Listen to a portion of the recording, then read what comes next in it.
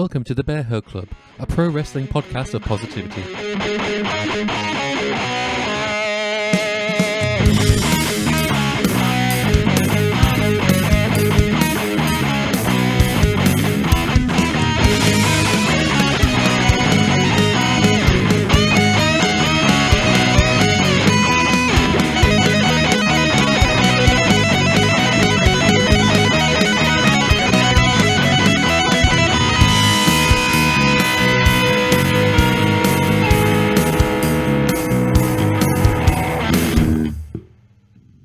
Hello, everybody. Welcome back to Wednesday Night Paw, coming at you live. Unless you're listening to the edited version, also welcome. Thank you for joining us. Here, back But at if the you Bearhug are Club. listening to the edited version, we care about you less. You're less important.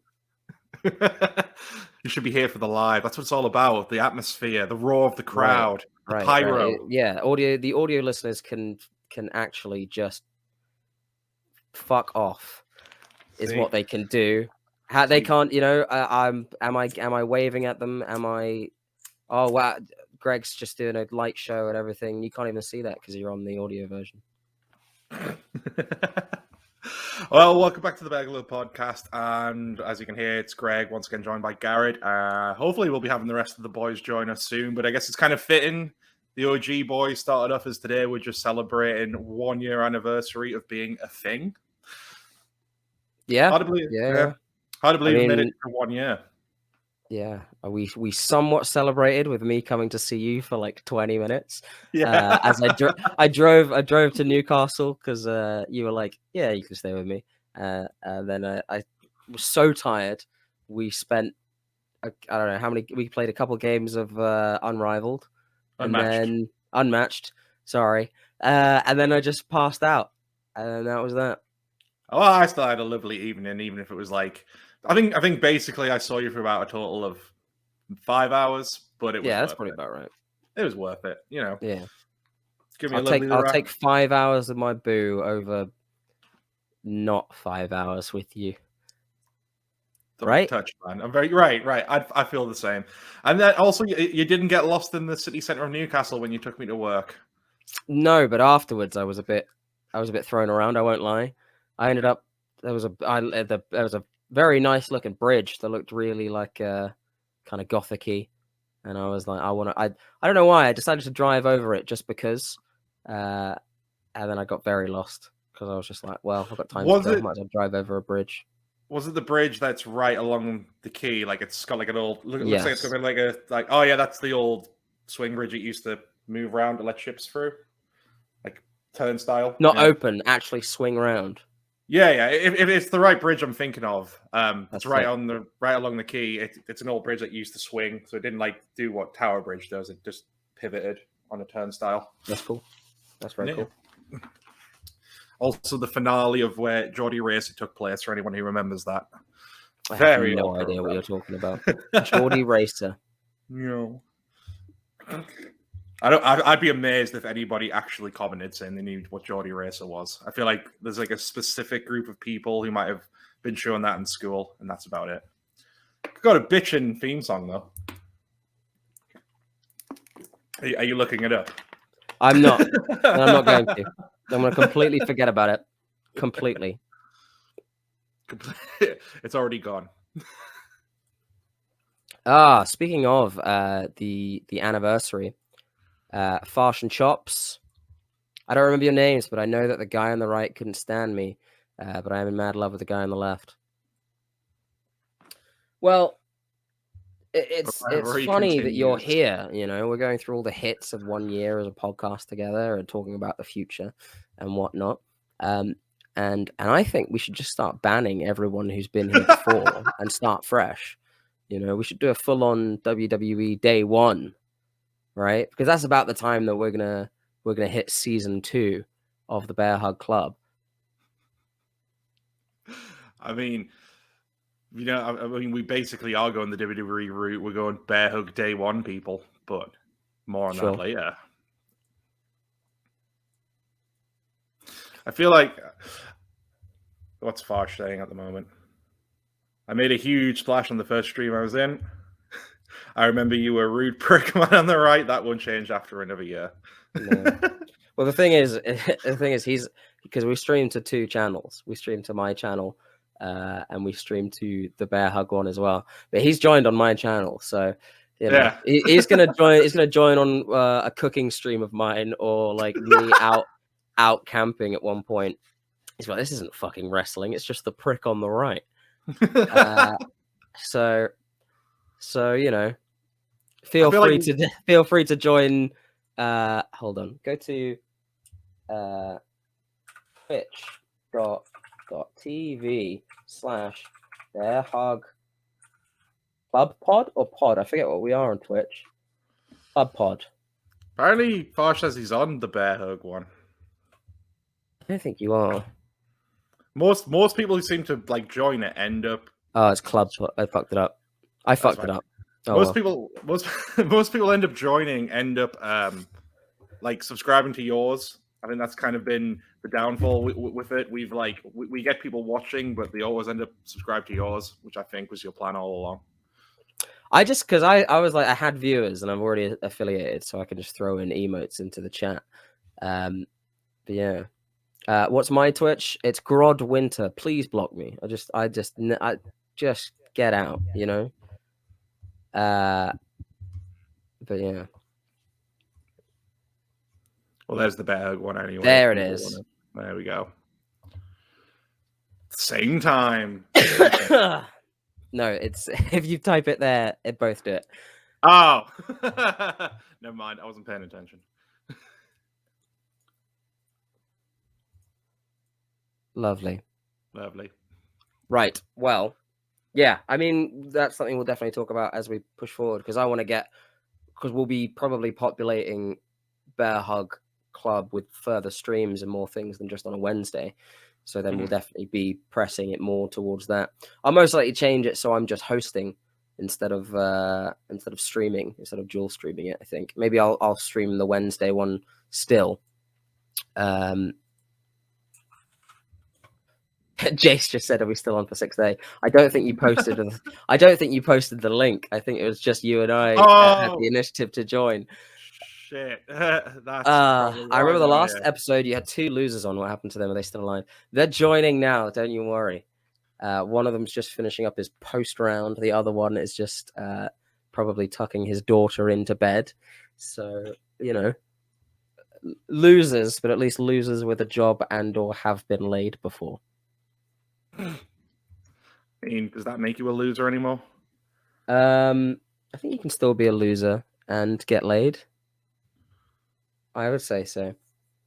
But yeah, as we progress and we come up with new things, next year we'll definitely be doing deathmatch science and whatnot. Now that I can drive up, we just need to talk about, because deathmatch science being, we talk about the a spot or a bump in wrestling and then beat the shit out of each other with that. The first episode has to be tables, right? Right. Just a good 10-15 minute episode on the history of them, talking to people that have taken them right and wrong, talking to promoters who have used them in the past, looking at you know, the most famous table spots, the most infamous table spots, and then finally finishing with you shoving me through a table. Maybe, depending on how many tables we get, it could be multiple different ways, because there's more than one way to go through a table, right? There's just a powerbomb through a table. There's propping it up in the corner. Multiple, I suppose. Spear. So, do corner spear. Sure. Would you be down for corner spearing me through a table? Yeah. I just worry about breaking you. I feel like I would go a bit too overly ambitious with it. Well, Jace has arrived, but he's not on his cam. Just an empty space. I had to get refreshments. Okay. That was about the refreshments. I think it's quite on brand that the anniversary episode is just people trickling in, just no one on time. Jace, do you remember our good friend Farsh and Chops? Yes. He's Jason back. Welcome back. But yeah, I think as we progress and as we mentioned, as we were talking about before we went on, you're getting a streaming PC, and we'll have a lot more agency with it, a lot more freedom. Would you like to show the pod the first ever prototype of Bearhug Club merchandise? Yes. So yeah, I was gonna be really upset if you didn't have it like on hand. Hold on, there we go. Right there with the logo that's very clearly visible in the wonderful webcam. Embroidered on and everything. There we go. Eh? JS, you muted. It's a very good piece of kit. It is. I mean, this is definitely something we want to try and move into and get some. I mean, I guess we call it merch, but we've also just got general ideas for like a clothing line, if you want to go that way, right? Well, that's what we call it. We call it a clothesline. Yeah. That needs to go on a t-shirt.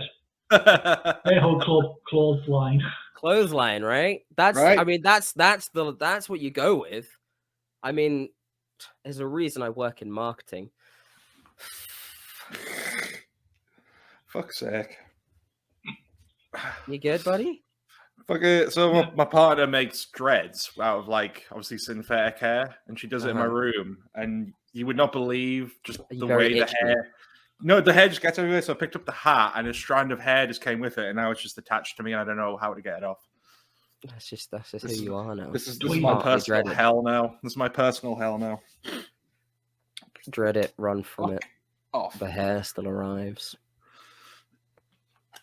Nice. Yeah, you know what I just realized as well? It's kind of fitting the order people are coming in, because it was you and me to begin with. Then it was Jace. Scott, if he does actually show up from his post round.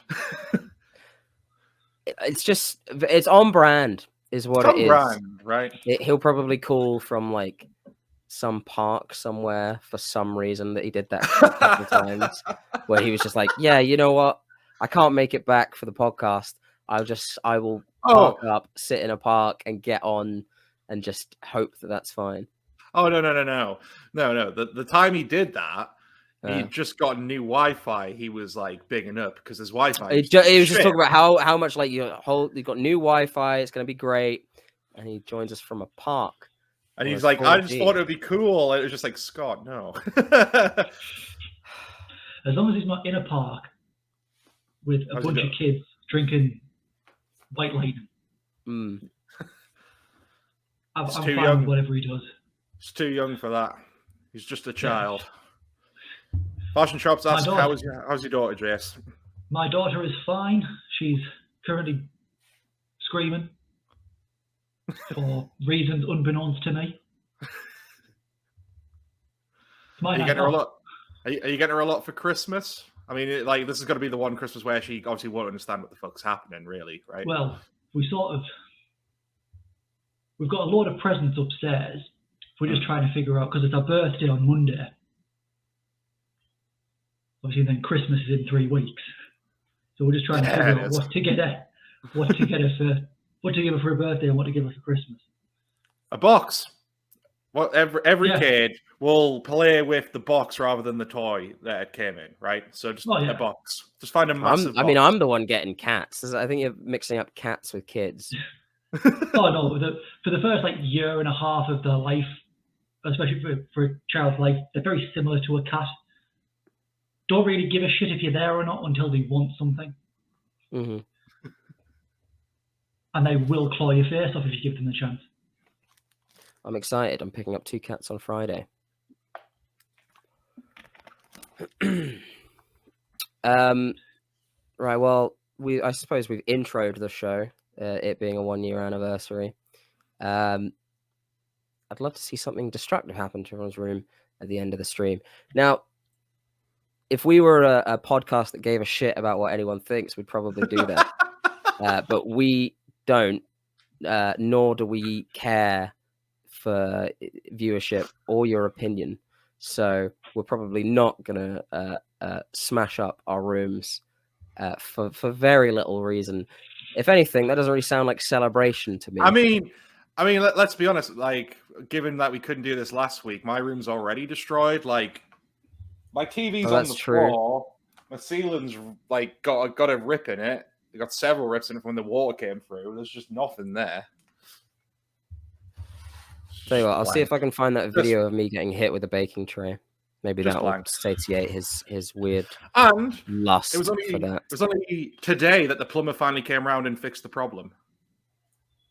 It's been that long. A month or two ordeal, and it's only hopefully finally been fixed. I'm just like I'm just very hesitant to put anything back there yet in case it happens again. The main thing is though, did Socko get damaged?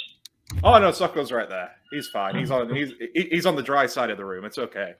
Do you have an official? Is it an official Socko? Yeah, it came with an official Socko authenticity certificate. That was. I did not know you had an official Mr. Socko. Yeah, I got him for Christmas a few years ago. That's absolutely mad. What a gift! It's one of my favorite things ever. See? Oh, that's so good. That is so good. Every year, Mick Foley does about 100, 200, and sells them off and donates all the money to charity. And I managed to get one for Greg a few years ago. That is really good. He does that with like the proper classic Cactus Jack T-shirt, and that'd be like one of the next things I'd want if he ever does that again. And then I could frame that. Jace, is that? What was that? Yeah. I think a meteor's just hit my house. Lovely. Either that or someone or Hattie's dropped the baby. I was going to say, there was crying and then a bang. I'm a bit worried. That's just the sound of kids going to bed. It's cool. If the crying just stopped, I'd be worried, but she carried on. She's fine. Well, just for you, Farsh and Chops, here is a quick video of me getting hit legit with the baking tray that cuts off because I made it into a Smash Bros edit, but whatever.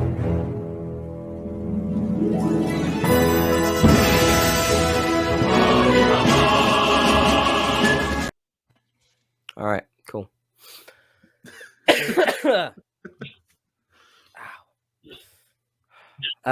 Right, as we talk about the first year anniversary, we've got in the actual edit, there's going to be edited in some of our favorite moments. If you've got some of those already saved, some of those little clips, upload them to the video clips bit and we'll play that.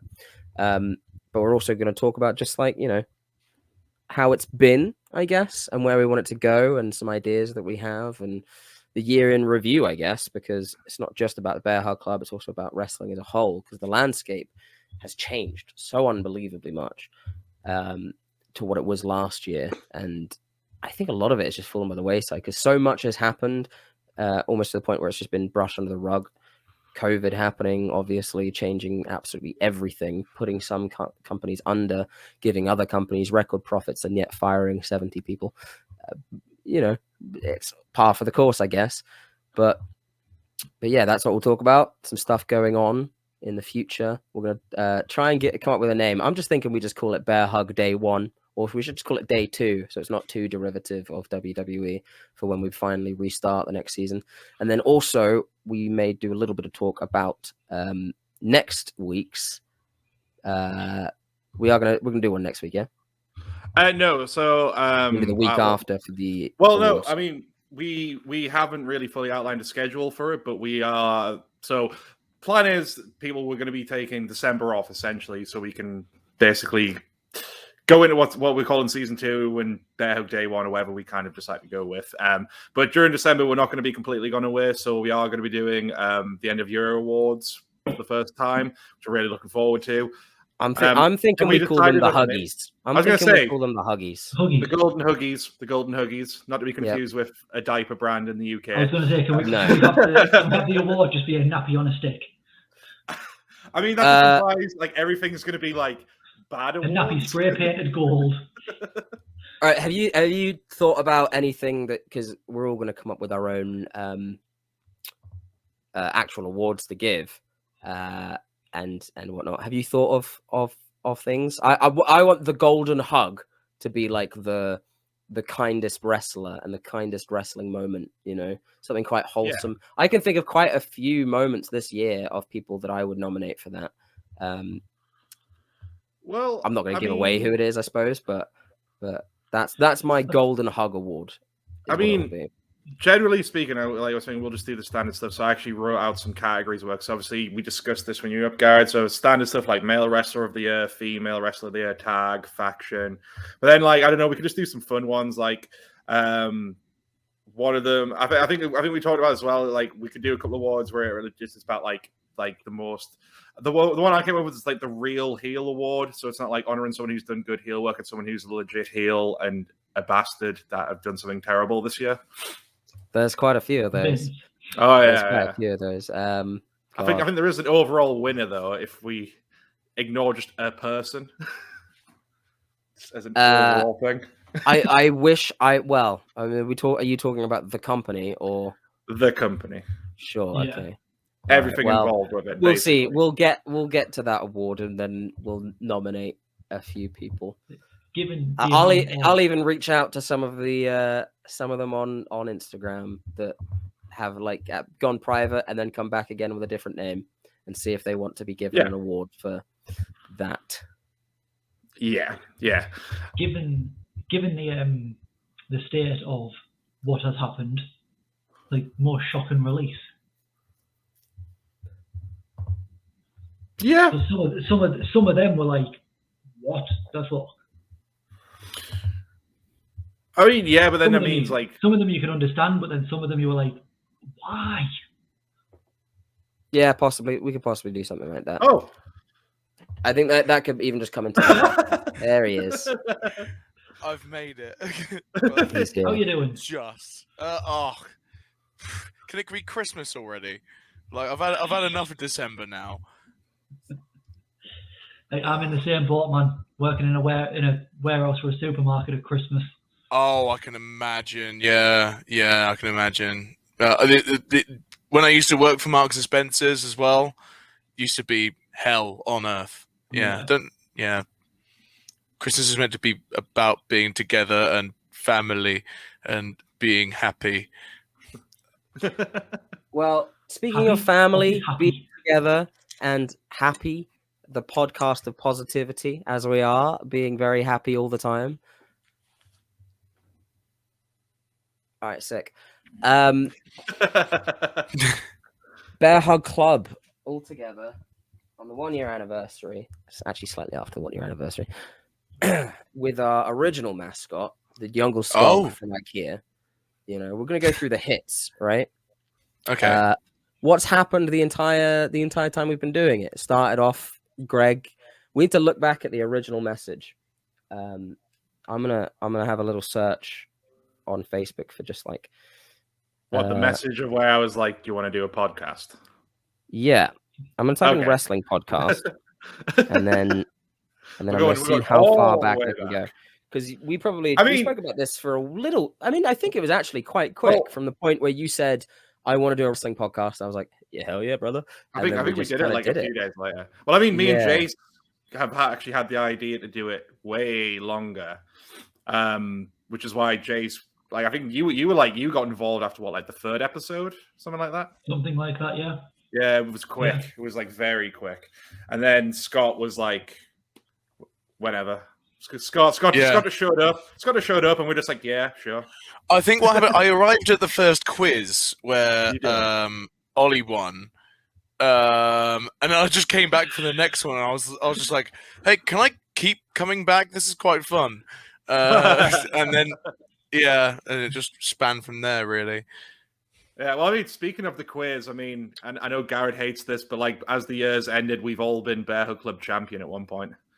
We rip on 50-50 booking, yet we're doing 25, 25, 25, 25 booking. So I've got... and then we had someone who isn't really that much into wrestling as our first champion. Oliver loves it because like we do. Yeah, we did. David Arquette as our first champion. So 2020 booking. So I've got a message from June of 2020, 19th of June of 2020. We were just talking, and I think I said I said, would you like to be involved in our live reading of Pickle Rick that we did on stream? So this is just about then, and all this kind of thing. I think you said you're busy, but then you said I'm itching to do my own podcast. I think I just need to actually commit. And I'm also working on getting back into writing blogs, 2 things that you did commit to and do. And you can find those over here on this website right here.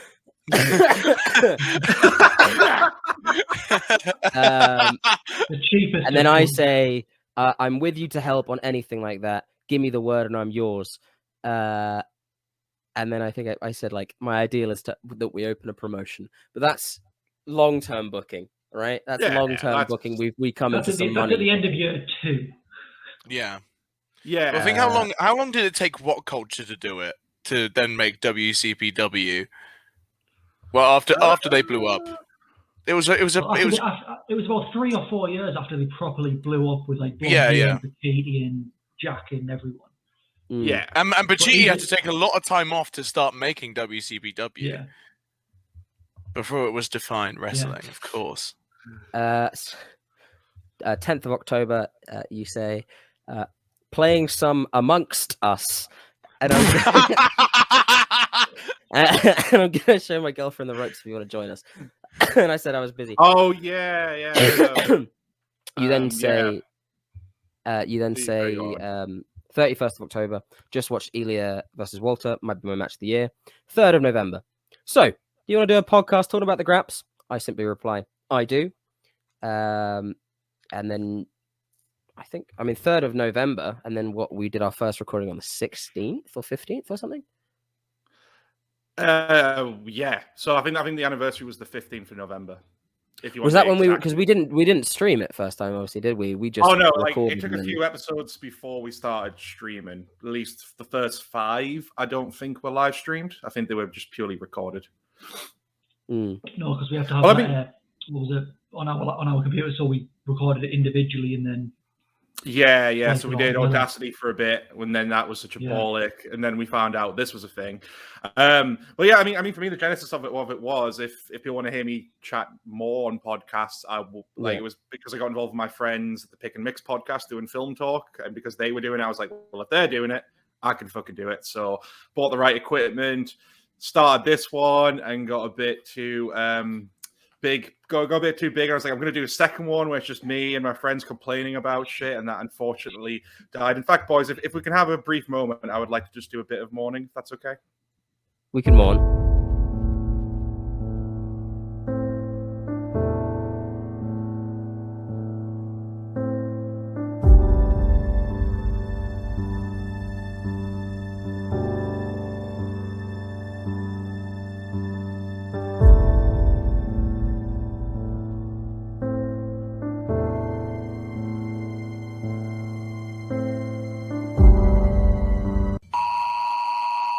City authorities in your area have reported that the bodies of the dead are rising from their graves and attacking the living. I just deafened myself. Yeah. Sorry to anyone who's listening through headphones.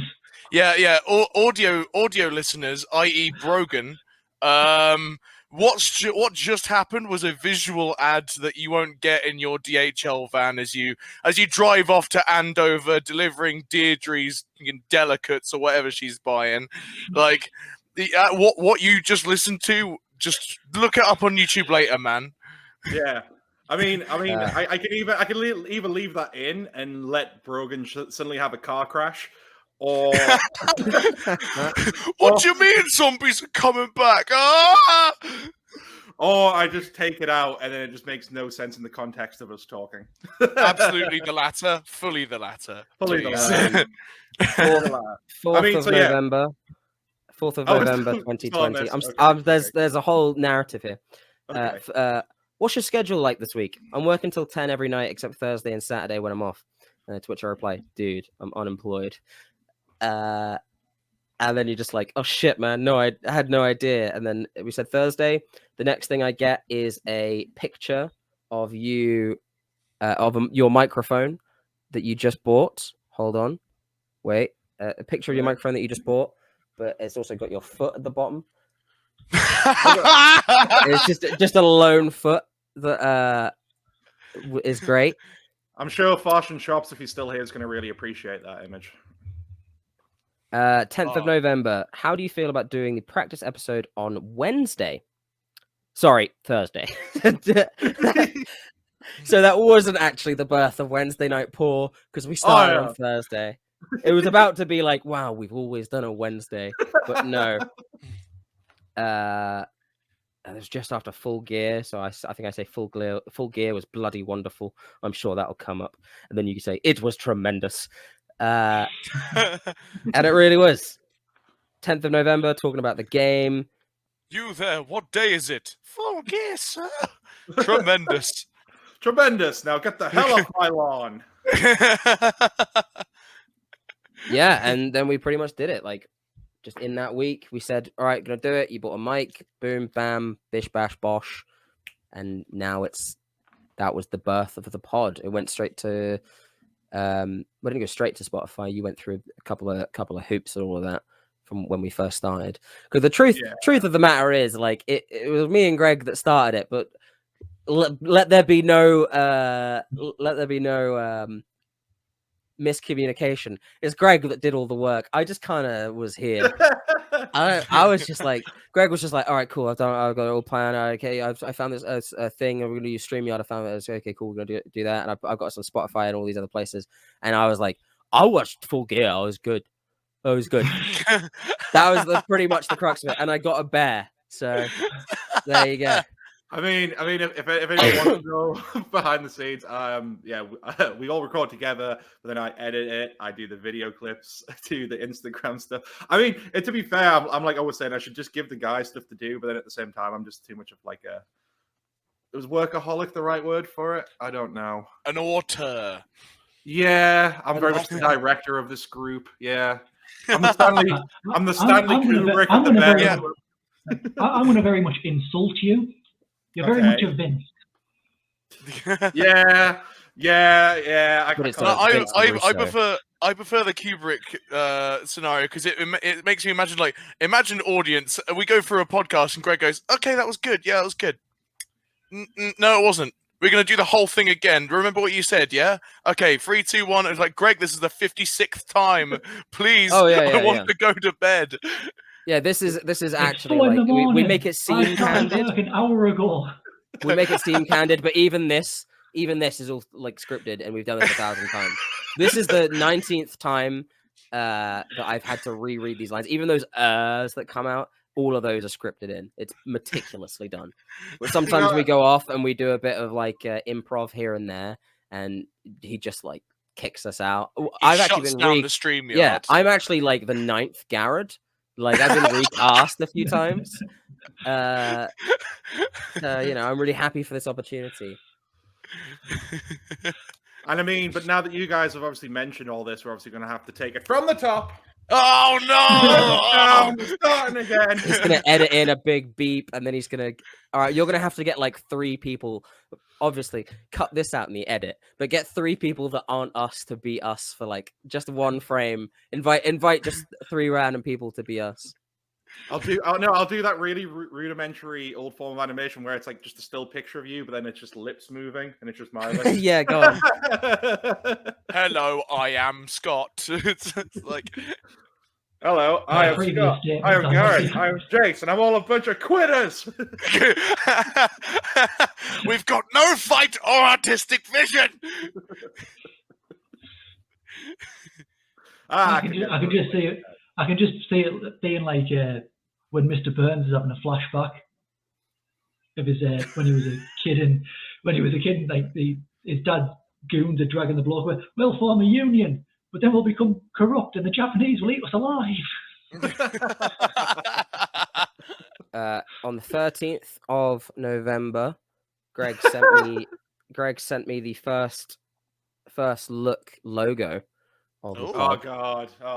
That one. Oh, that one right wow! There. Very OG. This wasn't like this is what it's gonna be. This was like I like this idea. audio listeners, also known as Brogan. Firstly, we love you. Secondly, imagine a bear paw with the writing of Bearhug and Club, and then EST 2020 on either side. There you go, Brogan. I mean, don't crash your DHL van, please. I mean, Brogan, if you want to, not while driving, when you're stopping. It should still be on Facebook, I think, unless I deleted it. Yeah. I mean, if we want to talk one thing, Facebook. yeah. I mean, if we want to talk one thing, the logo's gone through such a genesis in the first year, mainly because I couldn't fucking get the word club to fit in a circle. Did you have any other ideas? Did you have any like other drafts that never made it to Garrett's phone? A handful of sketches, but ultimately, I always knew I wanted a logo that was very, because I'm such a big Progress fanboy. That was very much in line with that, simplistic but looked pretty cool. And I basically drew all that in my art software, and then had to go through the whole photo editing to get it right.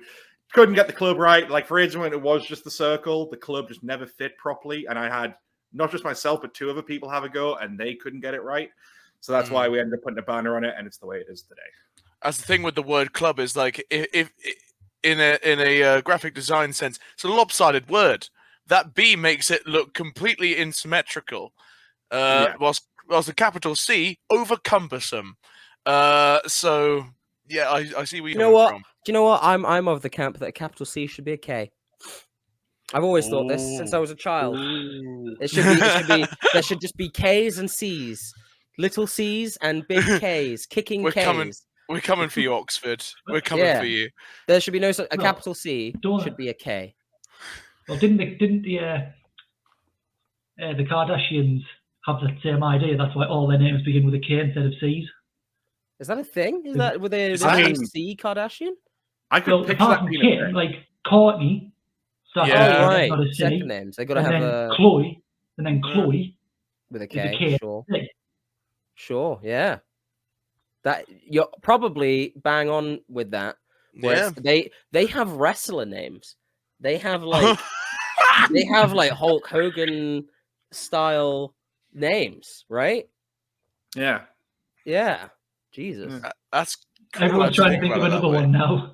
Well, there are many. Well, there's an example that's on I'm a Celebrity, Get Me Out of Here right now. He's like the guy that's getting picked on to do all the challenges and stuff. He's like a music producer, and his name, and it's on the back of his top and everything like that, is Naughty Boy. Yeah, awful. But it could very easily just be a wrestling name as well. Very easily. Well, I've managed to do it now. Sorry, but you've mentioned Naughty Boy, and it's triggered one of my favourite lines in a Guy Ritchie film. Have you all seen The Gentleman? Yes. Yeah. I have not yet. So there's a bit where Charlie Hunnam is chasing this lad down to try and get his phone because he's recorded something that he shouldn't have recorded. And he runs into his gang, and Charlie Hunnam, I don't know whether it was intentional, but he slips back into his Geordie accent. And he's there, this gang of lads. He's like, I'm sure you're all roadmen, gangsters, proper naughty boys. And every time I think of that line, I just chuckle that he slipped back into his Geordie accent. Tell a lie, I have seen that clip because it was on like people would have TikTok. seen that clip, like where he gets the MP5 out and stuff. Yeah, because it comes up on like my TikTok for you stuff, and it's like, what real alpha move? Oh yeah, with that proper Sigma grind set music comes in. Yeah, roadmen meet proper gangster, and I'm just like, okay, all right, yeah, bless yourself. Right, boys. Do we have moments? We've talked about the beginning. When it was, perfect back before you two joined. But do we have some moments? Here's one now. Wait, hold on. Who's the guy that Joe Rogan speaks to? What does he say? Jamie. Jamie, throw it up. Throw it up. Jamie, throw it up. Jamie. Throw it up. Jamie. Oh, right, me. I mean, fair play for them getting a young talent like God over like that and giving him a big pay-per-view match with such high stars. Yeah. Well, because the thing is, if you push God, you're basically pushing a stable because it's the Holy Trinity, really.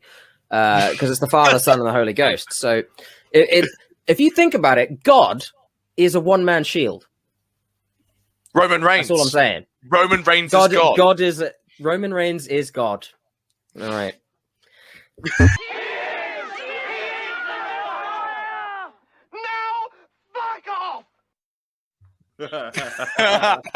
Fantastic. That I do very much love that clip. I also so, I don't know how, but the boom that my mic makes is very pleasing to me. I thought you did that I'm gonna on try and purpose recreate for it comedic right timing. now. Right, go. Yes, there we go. Is that consistent? Because I can't hear it. Is that consistent mic? It's fault? Consistent. It even had it even had like an initial impact and then a slightly more pitiful one afterwards. It's like boom boom, like it made a very satisfying noise. I think occasionally we've been funny here and there. You know? That was just funny just because of Scott breaking you down like that. I know how to do it by now. Yeah, I think I know the right things to say. Scott's broken me down so many times. The amount of times like we've been sat on the sofa together, he's just said something, looked over to me like, "Yeah, I know what I've just said." And the will to live, what little is left, is just out of my soul. A microphone just comes out of nowhere, and Garrett just goes, "Tum tum," every time. Well, that was a good moment of mine. I really enjoyed that. Well, before we go on to another little clippy moment, I've really enjoyed some of the quizzes that we did. I think the first quiz we did that ended up like, because we were doing states that have had a WrestleMania for the final of it, weren't we? Oh yeah. You were. Did it come down to who? Did it come down to? Me and it was you and Oliver. It was you and Ollie. I was dead last. I remember I was dead last. I think I was at work. That night, so I couldn't take part. Yeah. Essentially, Oliver comes in before the quiz. Like, he was very nervous about doing it, about being on, and he was like, "I'm not going to get anything right." And I was like, "It's just for a bit of fun, dude." And yeah, he did okay for the first few rounds. Then the final few, he was just pulling answers out of his ass, and they turned out to be right. Yeah, and it came down to just one, right? Like I missed a state, and it was something like 49 points to 48 points. It was close. I mean, your hunt for the Bearhug Championship has basically been a story journey. You know, I am Hangman Page style arc. Hangman Garrett Winter. Hangman Garrett Winter. What? Strongman. No. Did you say Hungman? Hangman. I couldn't ever give myself that title. It would just be lying. I gave it to you. All right, well that's even worse, I think, because everyone's gonna get the wrong impression, and they're just gonna be let down. Which I do anyway. I already let them down. I can't let them down anymore. What about Thick Boy Garrett Winter? I'll take Thick Boy. Thick Boy. It's Thick Boy winter hours these days. You know, we've got a little bit of a jiggle going on these days, and I'm loving it. I've stacked up for the winter. I'm ready. Yeah, that's my favorite moment of the year. Jiggly Garrett. Thick man Garrett Winter. Hey Jamie, throw up another clip. I feel like that's the excuse. Every time a thing happens, it's because Vince has bought something. I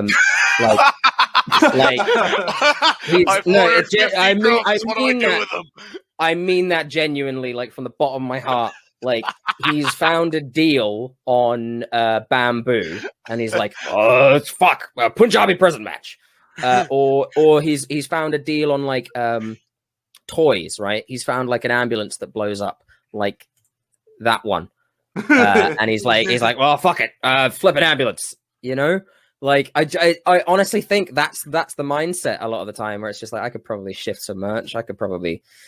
Some kind of. Ron, I bought this grappling hook. So he's basically Del Boy. He is Del Boy. Stick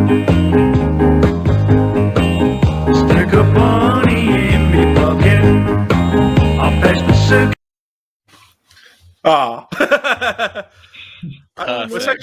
Essentially, we went on a bit of a run comparing wrestlers to sitcoms. I'm trying to find 2.5 Punks. Way to go. Yeah.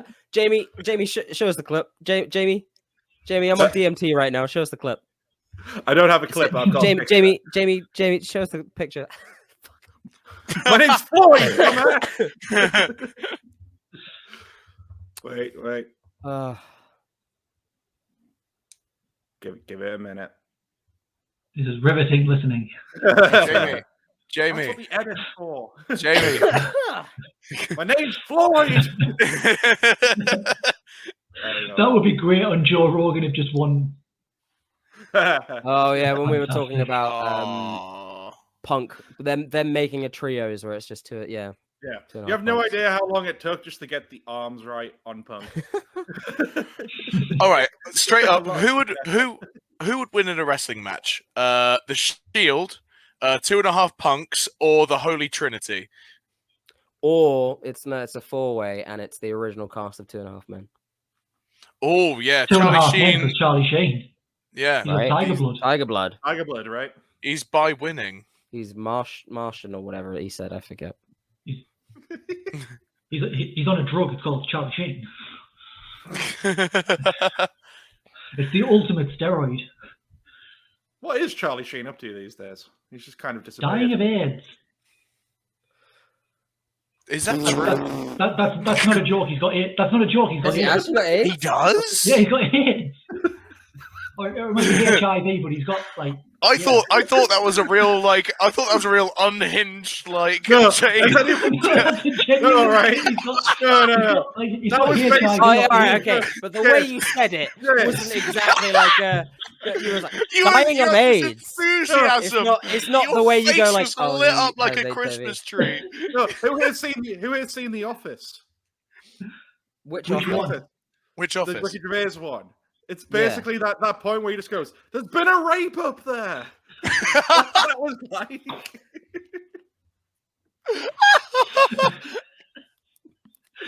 He's dying of AIDS.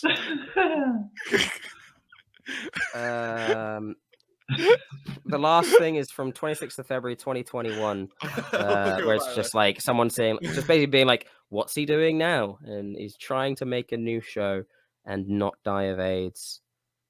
I mean, I'm sure he's. You know what? I feel like he's the kind of person that might also not be minted anymore, and has Probably just made not. some. I don't know. Really, he was getting like really... $1 million an episode for 2.5 Men. For like yeah, 5 years. Chuck Lorre sitcoms, your Big Bang Theories and your 2.5 Men's, paid by the episode stupid amounts of money. Like, but then you look at. I mean, Mayweather went bankrupt, and the amount of money Mayweather had, and people Johnny Depp.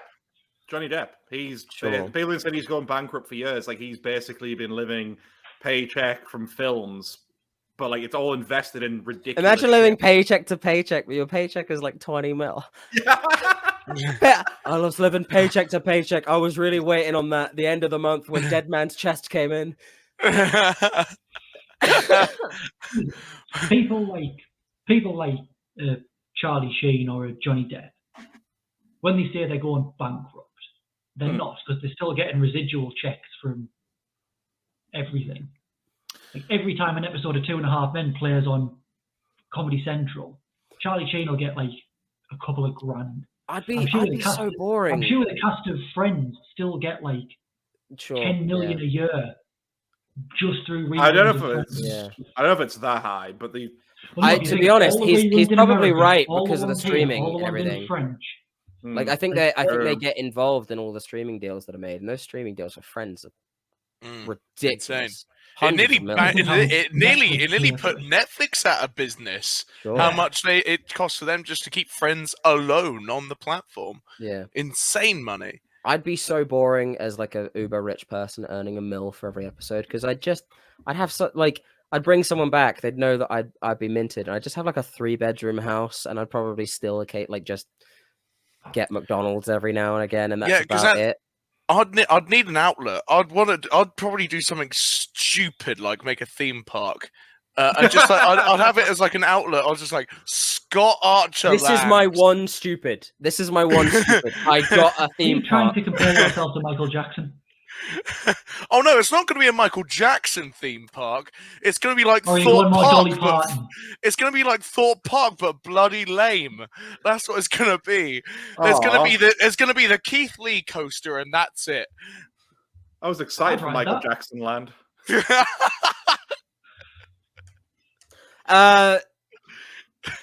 Jamie, show us the next clip. Show us another clip, Jamie. Let's have a favorite yeet of the week. Why not? They just keep sitting around like unused furniture, man. Looks so good sitting there, but nobody wants, man. Looks so good sitting there, but nobody wants to do, man. Looks so good sitting there, but nobody wants to do, man. Looks so good sitting there.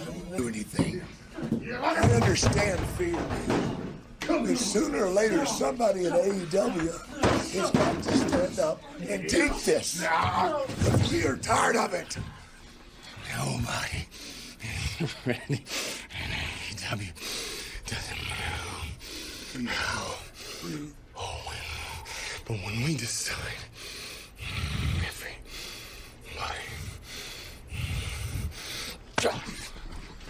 See, I told you.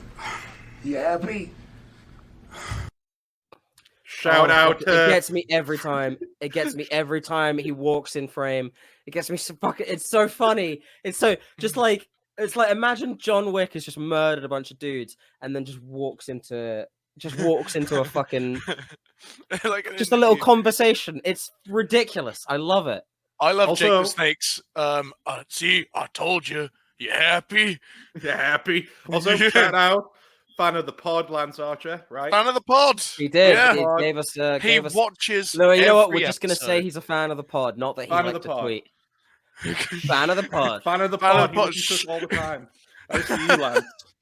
Well, Pod, genuinely big fan of Lance Archer. Fell in love with him in his like G1 run. Like his first, I think one of the first matches in that G1 was him against Ospreay, and I was like, all right, this guy is really fucking good. And then he got so over, and oh, he's just amazing. I That's hope he's amazing. back soon, because unfortunately he's like, on the sideline following that horrible bump that happened about, was it a month ago now? Yeah, I think it's a bit more than that at this Bit point. I think it's been longer, longer than yeah. you think. Yeah. Got him taken out of the tournament. Yeah. Yeah. Best. Get well soon. Fan of the podcast, Lance Archer. Get well soon. To our biggest fan, Lance Archer. We just want to reach out as your heroes. Let's send him a Lance, muffin hold on. basket. Let's send him a signed shirt. Yeah. I don't have any cards. This just in. Our make-a-wish to Lance Archer is that we wish you well and a speedy recovery. We'll each send you signed pictures of us, not together, but but we like do his signature. best we can. While we're on the topic of AEW stuff, an ongoing thing was Garrett took some finances and put them into a certain MJF. I did, coin. yeah. Jared, what's the news of the MJF? Let me have a look. What's the news of our finances? Are we so due? here's what happened. Here's what happened with Rally, because it's on the rally.io. Rally rallied rather, and it like had a whole revamp in the time that I bought it. So the whole story is that MJF was saying that he's started his own crypto. And when was this? When was this? Oh, earlier this year. August-ish. Yeah, that sounds about right. Maybe even earlier than that. I think it was earlier. It was like well in summer time. Oh, hold on. Oh, yeah. I just realized I have to go through a password reset. But anyway, he came out with a cryptocurrency. If somebody tries to find the original tweets, if they can, just to sort of figure it out. And I remember talking about it with you, and I was like, it's definitely just a pump and dump type thing. He's told his wrestler friends, and it's going to shoot up, and then it's going to just die instantly. We put in, what, $50 at the time? Well, you say we, you. I put in $50.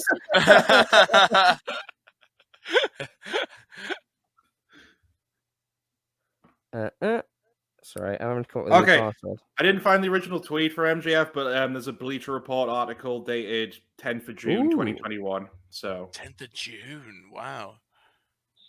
6 months ago, man. So roughly around then, yeah. It only seems like 2 minutes ago.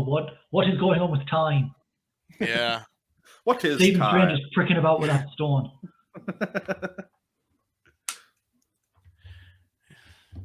So while Garrett's looking for that, I'll say one of my favourite moments. Okay. It was only a few weeks ago, the time Garrett came out as being pro-slavery. Sure. What? What happened again? I'll let him find it. We were talking about when Keith Lee was released by WWE, and Garrett, I believe, said, if I was Tony Khan, I'd be going up to Keith Lee and saying, I'm going to buy you. I did say that, sure. I retorted with, you can't say you're going to buy a black man. Yeah, okay, that did happen. Jamie, do we have a clip of that? Pro-slavery No? movement you're Good. on. All right, good. Yeah, if Jamie doesn't have a clip of it, doesn't exist. No proof. So we bought $50 worth of MJF coin, and we watched it through the night because I said to you, it's going to shoot up within 2 days, and then it's going to crash. Right? It'll like hit its high point around the time of, because he did it on like Wednesday or something. This might have been before Rampage. Was it before Rampage? I forget. It was like he did it 2 days before a show, and then on the show it like shot up and then crashed instantly. I think it might be at like a record low right now.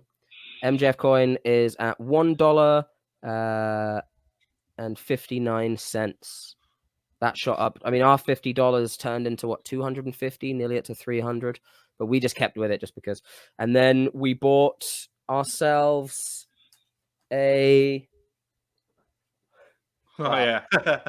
So he would give away rewards. And I'm going to hide his address, I guess, and mine. That's Doc's MJF. Yeah, I think this is his actual address. He just sent a letter, right? With hold on. There it is. Maxwell Friedman. He just sent an actual letter. I probably showed the address there, but whatever. Just blur it. You have to Gaussian blur. He sent a letter with a tiny sticker like that, nothing else in it, and that cost me an amount of MJF coin, I guess. Wasn't he like giving away gear you could buy as well? Was that a thing at one point? He's doing. I don't think anyone has bought this, by the way. He is doing a personalized video for $400 worth of MJF coin, which is 251 MJF coin. Right. And I don't think anyone's got it ever. If I'm honest with you, I don't think a single person has redeemed that because it kept saying 5 available and it has forever said 5 available. It still says 5 left. So is there any indicator or is there any way to find out who currently has the most amount of MJF coin? And by proxy, can you then find out where you will be on the leaderboard?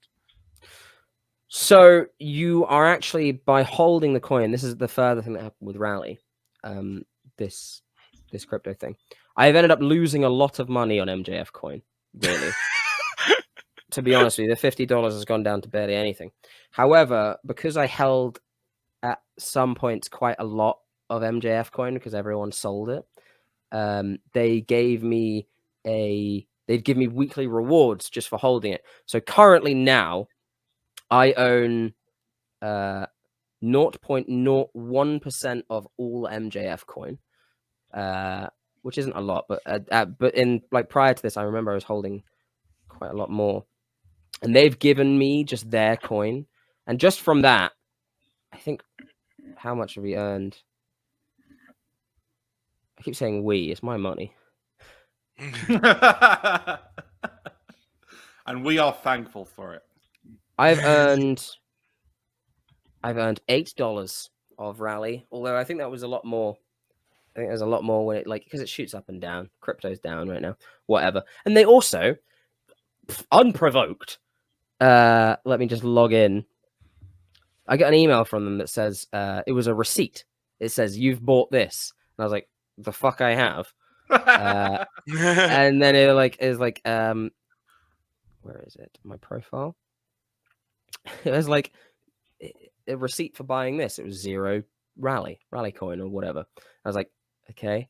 And they sent me an NFT of this for being like an original holder of rally.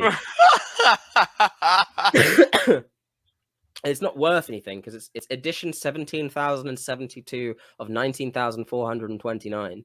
Never asked for this or want it, but I have it. So our portfolio as the Bearhug Club is we have one NFT that stemmed from us buying a second-rate crypto from a wrestler who clearly pumped and dumped, got all his cash, and then left. I wonder how much he made originally, because if I only put in 50 quid, right, $50, and that shot up to 250 quite quickly, they could quite easily, 5x a lot of their money.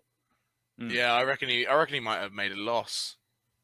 Personally, I don't think it actually costs him anything to go in. I don't think because he signs up for this rally thing and they do all the shit. So I don't think he actually loses anything. He just gets money. Oh, yeah. At no point has MJF been looking into blockchain technology, right? He doesn't know shit about any of it. And I don't blame him. Rally probably reached out to him like, hey, we run a thing where we give influencers a coin. And he was like, yeah, right, easy money. And it was. And I guess it's the most MJF thing he could have done. Makes sense. Speaking of me going a bit mental, Jamie, play the clip. With Daniel Bryan going to New Japan, that is any wrestling fan's wet dream. I think it's hardcore wrestling fans' wet dream. It's our wet that's what I mean. It's I'm soaked right now. From Minoru Suzuki, Daniel Bryan being beaten half to death and only just getting him on a roll up or something, or catching him in a hold. Oh, mwah, mwah. How moist? Who else is probably going? You what? How moist is your seat right now? I honestly can't tell where the moisture ends or begins. It's like I'm swimming. I am one with the puddle below me. God, fucking yeah. You know what? The funny thing is that match happened, Garrett. So was there an even bigger puddle? Not only did it happen, it was on fucking YouTube, my guy. It was on fucking YouTube. And it was so good. It was so good. What a fucking match. So the moisture didn't start and end at that point. It was ubiquitous. It was everywhere. Drowning. Yeah, I was abundantly swimming in the sea of that. Never mind. Never mind Scott opening a theme park. Garrett opened fucking SeaWorld.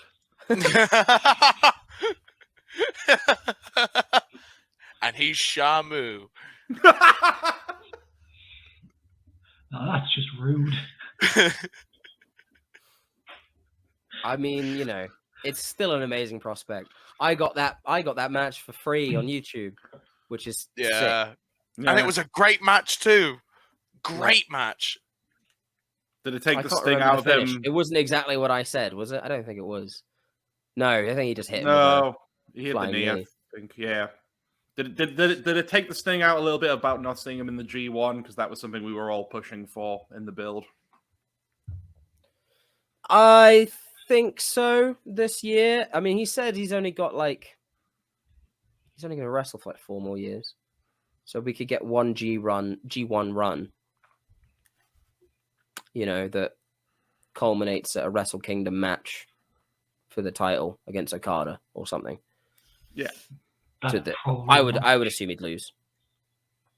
But I thought it took this thing out. I think you have to. Suzuki's quite old at this point, and it's a good idea to get that match done now and out the way. Plus, I mean, we'll talk about it again, but Noah and New Japan are doing a crossover, so we could even get goddamn Marufuji Naomichi against Daniel Bryan. You know, we could get there's a lot of things. There's a lot of things up. It's all yes, good wrestles. There's some good wrestles potentially good wrestles. So sorry, I'm going to have to jump back. How much did you say MJF was given the message? $400. $400, which is 250. You'd be cheaper going through Cameo. Is he on Cameo? He's on Cameo. I've just been looking for wrestlers that are on Cameo and found How much MJF. is he on Cameo? 375 quid. Oh, all right. Bargain. So do you want to have? I've seen a couple that are ridiculously cheap.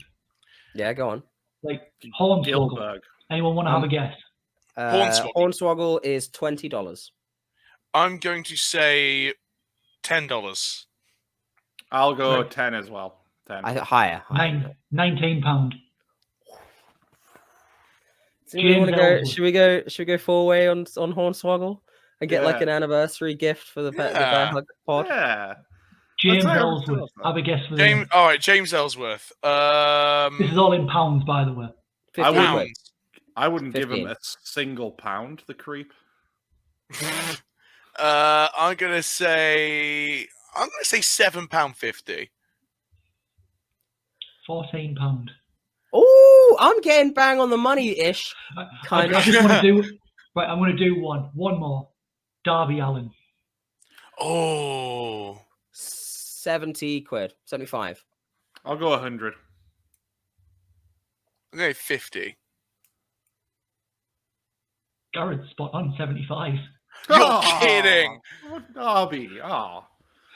Is it like when he does it? Is it like when he makes the promos in AEW? They're like in black and white, and he wears like a paper. Well, I think most of the time he's not wrestling. He's always just in some field somewhere doing that. So it just makes more sense that he's probably like mid skateboard. Hey, and he might as well put a sepia tone on it as well. So screw it. Hey, Bearhug Club, it's me, Darby Allin, here to say, have a nice day or whatever. Fuck you. Fuck you. Now I'm gonna put on my tights and jean shorts and skate away. So I didn't realize this, but you can get some people on Cameo. You can get them to either do a personal video or a business video. Oh. We could get a business video done. We can get a business video done. Make it seem like we're Mick professional. Mick Foley. Guess how much he does a business video for? Business has got to be expensive. I'm going to say 250 quid. 250 quid? 300. 200, I think. 200. You're all so far away. Is it like $1,000? Yeah. 750 quid. All right. Whoa! Okay. A personal video is 112. Okay. I'm willing to bet though, if he's doing it for business, like Foley's a nice guy, a lot of that'll be going to charity. Yeah. Yeah. I think it's so like he can protect himself if the business does anything fucking shady. Yeah. Well, I mean, if that's him endorsing something at that point, right? So sure enough. True. Jamie, end of a clip. Yeah, Jamie, throw the clip. Jamie, clip. Have a Sanity reunion, which I would love very much, as two of them, Damo and Wolf, are now free agents now too. Will Ospreay, of course, because Forbidden Door. Zack Sabre Jr. because Forbidden Door. And then Gargano and Ciampa, #DIY.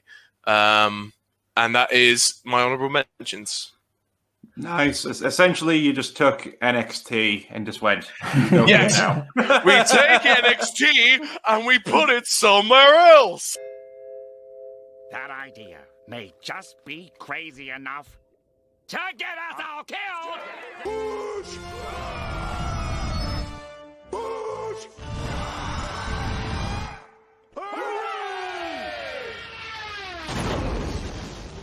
Ouch. Ouch. What an edit, by the way. Oh, when I first saw that, I was so happy with it. It took so long. So long. Whatever, though. It was worth it. That was like just as NXT 2.0 was about to begin, wasn't it? Yeah. Which is like why Scott basically went through the honorable mentions. It was all NXT guys. Yeah. I've made it no secret, even since me and Garrett were first discussing wrestling for the first time back in around sort of late 2016, early 2017. I've made it no secret that NXT, the black and gold NXT, was one of my favorite things.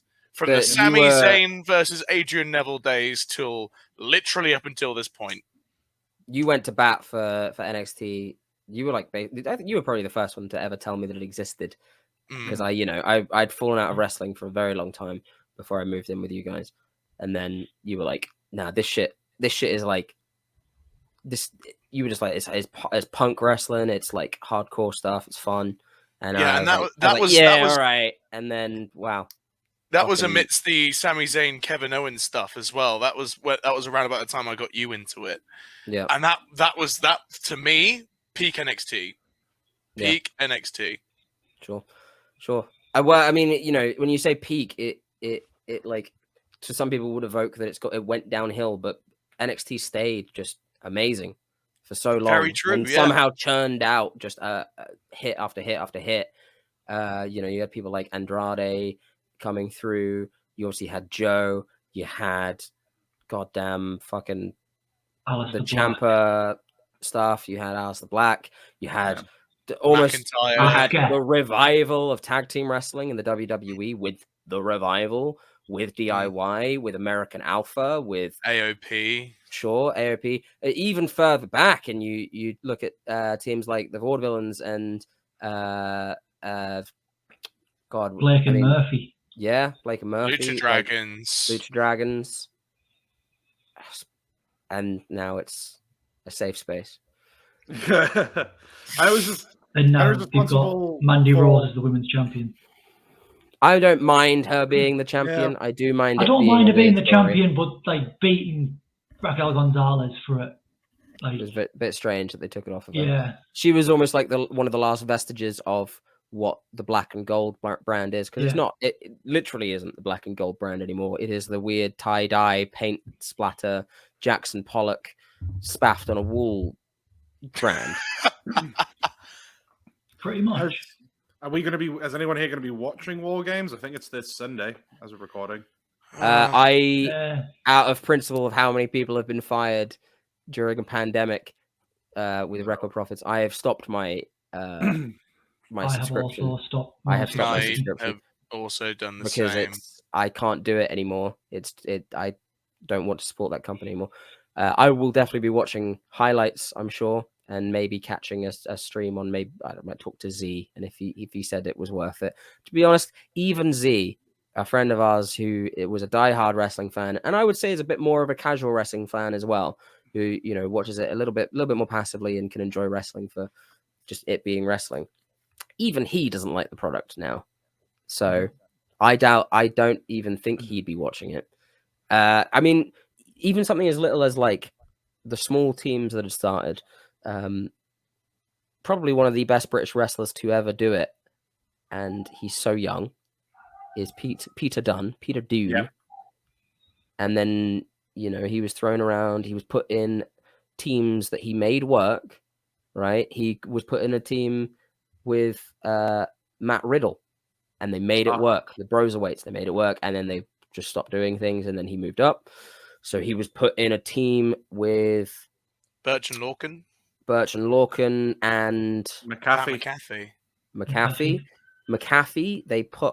He's on commentary. He was doing really good. He was like one of my favorite things about NXT at the time while it was in a bit of a lull. So then he was left with just Birch and Lorcan. Are both of those guys gone now? Birch is still there. Still hanging around. Well, then he was put with that other British guy from NXT UK that walks around with a little old hitting stick. Ridge Holland. Ridge Holland, cool. yeah. Where is Ridge Holland now? Main roster with Sheamus. So I didn't know that bit. Yeah, he came out with Sheamus, and they both have hitting sticks now. They both have hitting sticks and hitting people. We watched Peaky Blinders. That's all That's all our creative inspiration. Pete Dunne had like War Games moments, where he was stood on the cage at the end with his title, and he had all of these amazing points where it's just like, this is you could strap a rocket to this guy easily. He's amazing. Oh, yeah. And he's just jumped around so haphazardly, and it's so painful because partly also because of how, when the collapse of British wrestling happened in 2020, and he went to bat for British wrestling, and he said, no, it's fine. We're in good hands. We're not. It's been a bad time. And you could point to some smaller things here and there, keeping things alive. But let's be like brutally honest. It's hobbling along right now. And I hate that. I mean, WWE basically killed it with NXT UK. And that was a chance for them to actually maybe do some good. I mean, to be fair, the show isn't actually that bad. They just don't promote it anymore. Like, over when it's actually going to be on TV, they just don't promote it. But if you actually watch it, the wrestling's still really good. There's actually some decent storylines. But yeah, it just doesn't get any love anymore. It's just kind of forgotten about on the network. They never went back to crowds, did they? Not yet. I think they're going to be doing it soon, from what I've heard. But yeah, there's still no audience. And that's the thing, they have like British strong style, like, and Noam Dar. Some of my people who used to be my absolute favorites. They've still got Walter and Dragunov, and and like Coffee and everyone. Oh no! One of my matches of the year from this year was the Iron Man match between Jordan Devlin and Kid A. It was one of the best Iron Man matches I've ever seen. Yeah, there we go. If you haven't seen it, go watch it. It's tremendous. Like, easily in my top 5 matches from this year. Yep. They've got someone over there who should be seen as in the same light as Asuka was, as how dominant she is. Meiko Satomura is over there, and she's fucking incredible, as we can all attest to for seeing her, in live and progress shows and whatnot. God, fucking damn, she's amazing, but it's such a buried show. I've got the network, or had the network rather, and I've just never really shown it. It was never pushed. Why would you not push your products on your shows?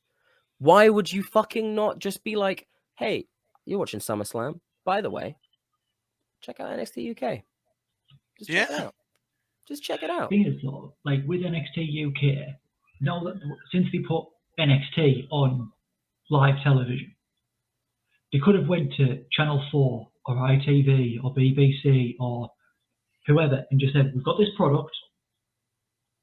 Do you want it? Because it's WWE, a globally recognized brand. Even if you're not a wrestling fan, if you saw the WWE logo, you know what it is. Put it on TV. But you know what made it really redundant as well is the fact that they basically set up this brand by raiding the entire independent scene in the UK. But they did it by partnering with several of the biggest companies. And now they just show those companies' products on the network. So why bother if that was always going to be the plan all along? Like, because the thing is, NXT UK is all right with the branding, but it's very typical, like how an American would probably want to brand something that's from the UK. It's a bit too heavy with the UK imagery, patrioticness, I guess, if you want to call it that. Whereas, like, at least the reason why things like Progress, ICW, DubXDub, even though that's Germany, all did well is because they had their own unique brand and feel to it. If the plan all it was all along to add these to the network anyway, why not just keep them like that and not bother with an NXT UK brand? Just push them more, and then at least it's unique.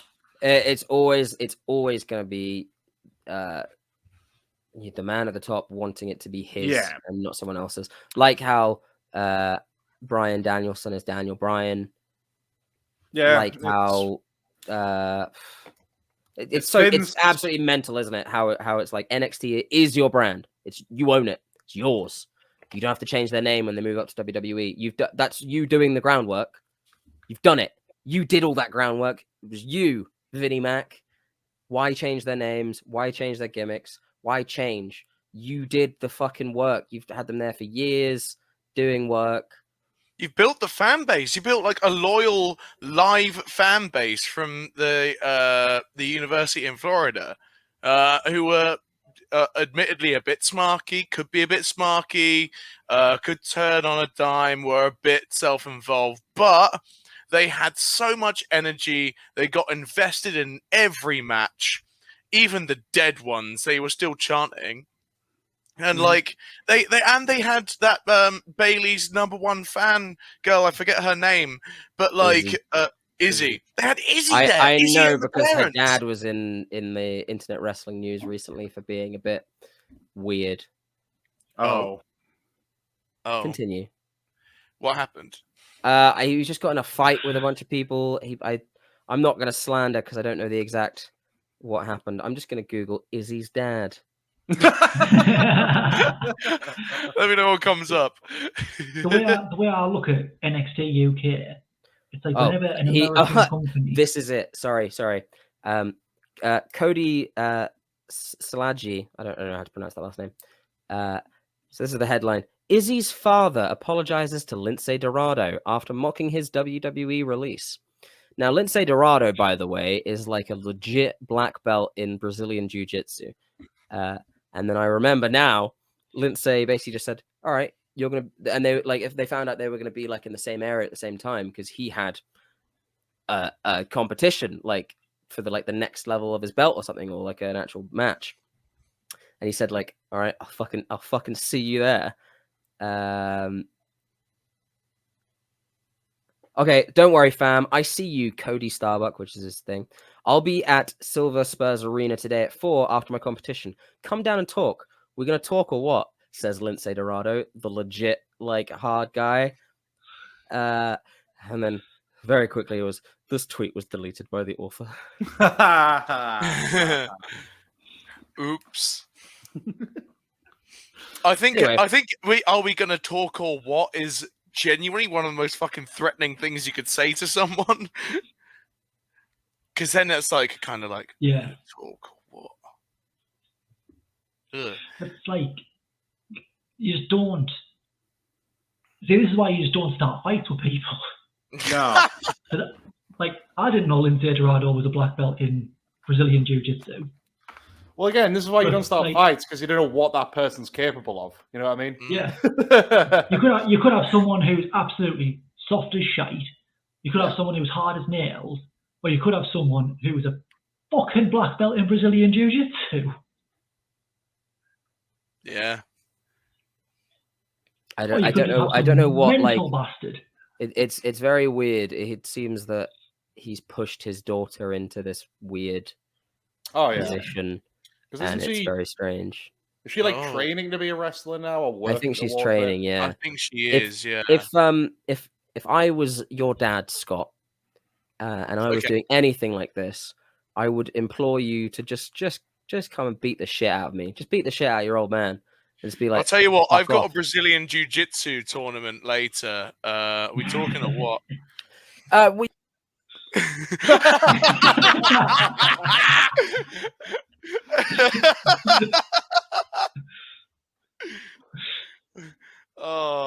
Anyway, as I was saying about the way NXT is with NXT UK, how WWE is with NXT UK, it's like whenever an American company gets hold of something English, It's like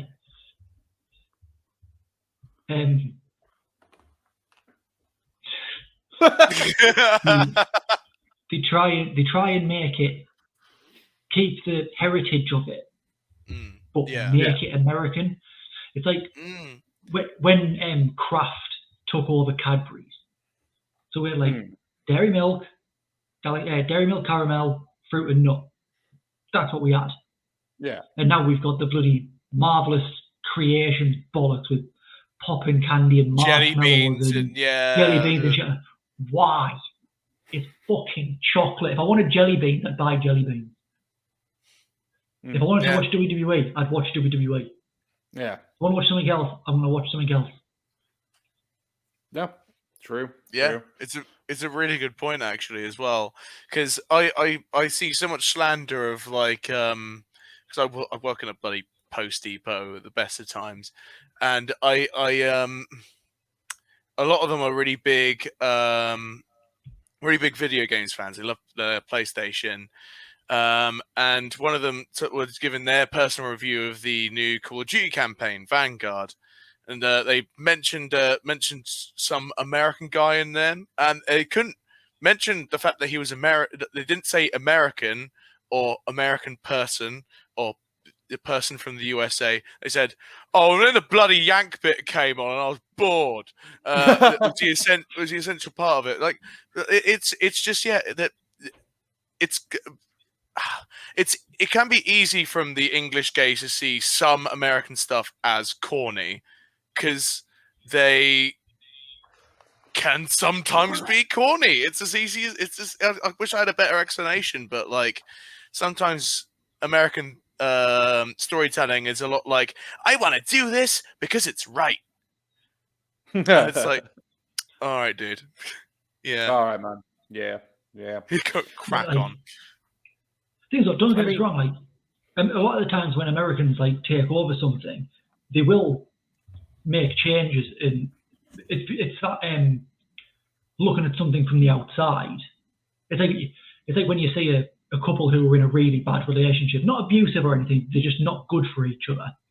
And you're looking in from the outside, you're like, this needs to finish, or this needs to change. But they can't see it because they're too involved. It's not like that with American companies. Sometimes they do buy into things and be like, right, we've looked, we think these need to change. We change them, and it does make it better. It does happen. But it's when they try and like say we're not changing it, it's still the same, but it's got jelly beans on it. Oh, back with the jelly beans again. Honestly, there's a couple of things, right? What is it? Whenever I go to B&M, and I love B&M, whenever I go to B&M, there's always everything. Every confectionery, pretty much every confectionery has a unicorn variety. I don't know what flavour unicorn's meant to be. And it's got a birthday cake variety. What did I saw? I saw birthday cake M&Ms. Yeah, I've been seeing them. I saw brownie versions the other day. I don't get some of the M&Ms are really nice. Like you can't really get them that many places. Well, not around here anywhere. But the almond M&Ms are really nice. But then there's like the brownie ones. I got them to try. They're all right, but some of them are just like it's just the encroachment of America. Give me sweets. Just keep away from me sweets. I feel like we're getting slightly off topic, but we to. No, I'm really passionate about that. You've opened a can of worms now. Who would your wrestling equivalent of the almond M&M analogy be? Who's the saving grace this year? Yeah. Ooh. Well, since we were talking about WWE, I'll keep with WWE. Roman Reigns. Yeah. A big show up for this year. Has been absolutely unreal. It's the first time they've booked him correctly since the Shield broke up. Which was eons ago as well. Yeah. He's won 2 Royal Rumbles since. Like, he's being shoved down our throats still, but he's doing it in a way where he's actually entertaining.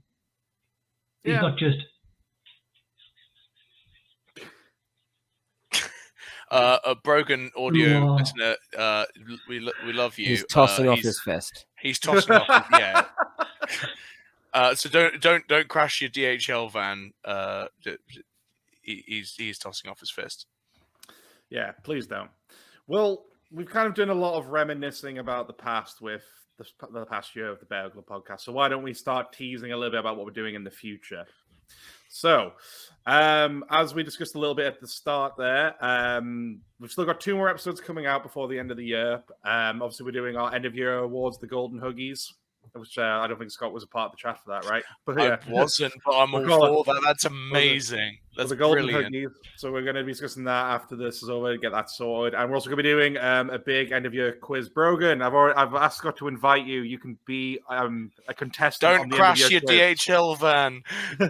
You can try and win the Bearhug Club title. And then, moving into the new year, we're going to be basically doing Bearhug Club Day 1. Is that what we're settling on, Garrett?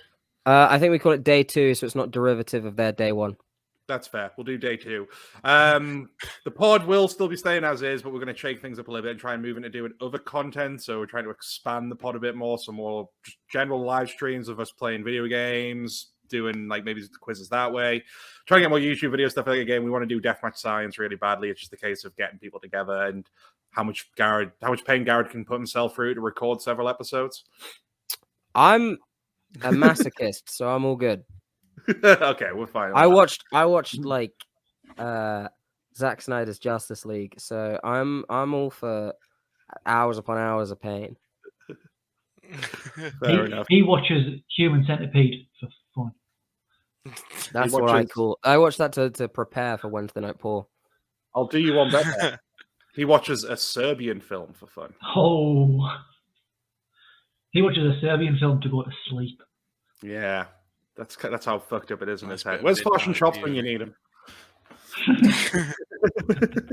But yeah, so moving into Bearhug Day 2, there's gonna be a little bit of change, but we will still be doing the pod when we get to it. But yeah, we're looking forward to bringing you all the brand new stuff. Any closing remarks, guys, as we round off 1 year as a pod? I'm working on a cool project for you guys. All will become clear. I think Garrett knows a lot about what I'm planning. I do. Yes, but a little project for you guys. Little project. Ooh, excited. Jace, any remarks? Yes, it's been a very interesting year with the whole wrestling thing, starting a podcast. I think I was going to say this at the beginning, but I think we've been the most consistently inconsistent podcast. Oh yeah, that's we're all about, baby. Beautiful. Hey, look at last week. It was literally an hour before we were meant to start recording that we decided that we all were like, "Nah, I can't do it." Yeah, I mean, at the end of the day, we do this because we love doing it, but at the same time, we do have jobs. You've got a child.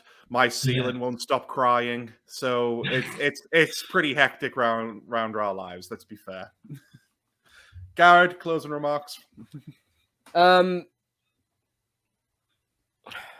We should have just made like a podcast about movies instead, shouldn't we? Then we could have talked about stuff that isn't shit and people getting fired. We wouldn't have to fucking slag someone off. The same guy. Damn you!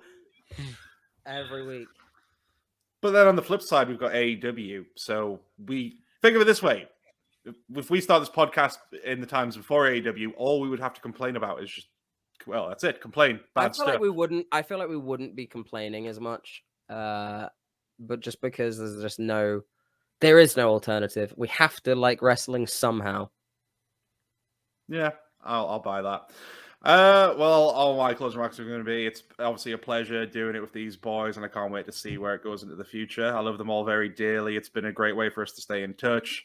For Jace to actually get to know these guys a bit better, and just for all of us to enjoy this passion of wrestling. And that's what we're going to keep bringing you guys. So moving into Bearhug Club Day 2. We'll be doing that with plenty more and doing it in a lot more other ways.